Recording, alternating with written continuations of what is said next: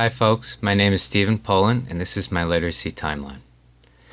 I want to start off by saying thank you to my friends and family. You guys have shaped me into the man I am today, and for that I am forever grateful. The first person I'd like to mention who has been far and away one of the most instrumental in my literacy journey would have to be my father, Ken.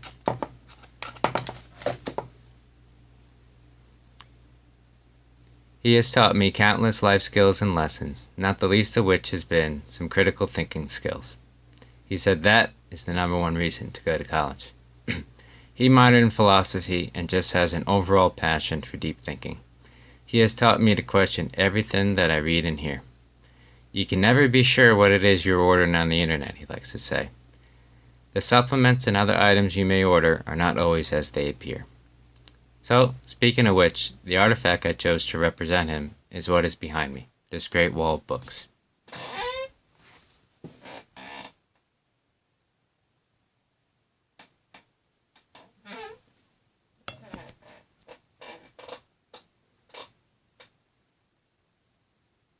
Growing up, ever since we moved to a new house, we have always had a nice den where we have a computer or two and a bookcase full of books. For school reports and assignments, I did not always feel the need to quote sources from the internet or go to the library. I basically had a library in my own house. My mother is someone who I love with all of my heart. She would take my brother and me to bookstores and convenience stores where they did not just sell books but also newspapers and magazines. To this day, whenever we go out to the doctor's office, she is always very interested in the magazine selection. But I owe her my love of superheroes like Batman because she would sometimes buy me comic books and graphic novels. Archie is one of my all-time favorites. Riverdale, the TV show, not so much. It is a little too scary for my taste. On that note, my brother David is another important cog in my literacy timeline. When we went to Barnes & Noble, Borders, or even the pharmacy, he would always go straight to the magazine stand. To be different, I would often check out the books.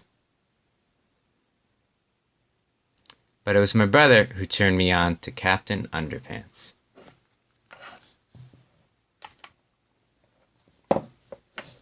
I think it was because the author's name is Dave, D-A-V, which is practically Dave. That reminds me, I do not have the 10th and 11th epic novels. I will have to change that. I just remember rereading these books because they were so fun with all the colorful illustrations and the laughter that George and Harold brought me. Another person I'd like to thank is my grandfather, Dr. Raymond Poland.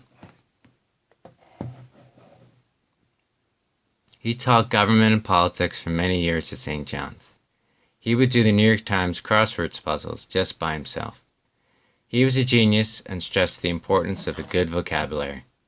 As such, he gave me this new college standard dictionary. I have often told myself I am going to read the dictionary like a book and add numerous words to my everyday lexicon. This has also motivated me to go to college, because in college you learn lots of big words. Last, but certainly not least, is the game of baseball. That was a major key in my development.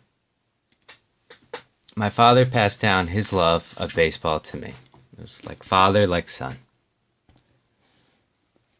He was my little league coach more than once and instilled the values to my teammates and me that winning is not everything. Way back in middle school, I attended a book fair and bought this book, The Big Band by Lee Montville. I read it religiously, savoring every word.